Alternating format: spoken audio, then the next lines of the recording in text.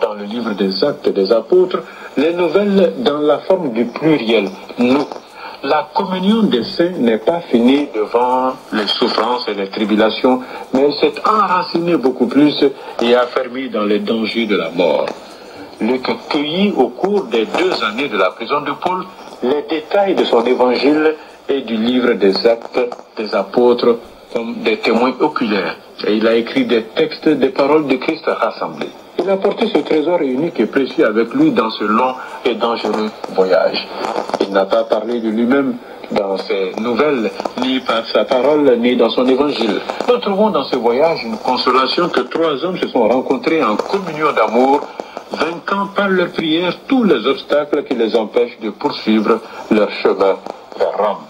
Ils firent voile à Sidon, où il vécut un groupe de croyants. L'officier Julius, ayant de l'humanité, lui donna un permis à Paul pour descendre au bord de la mer, car il faisait confiance en lui.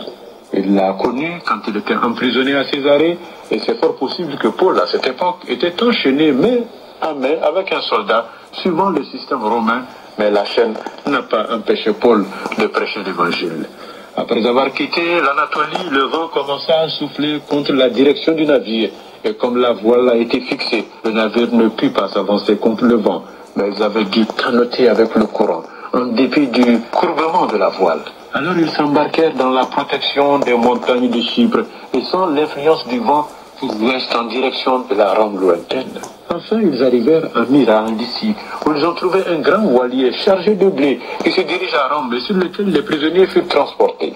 Et ainsi a été achevée la charge habituelle sur ce voilier, parce que la capitale avait besoin du pain et des jeux aussi, c'est-à-dire une nourriture de bon marché, des colonies et des esclaves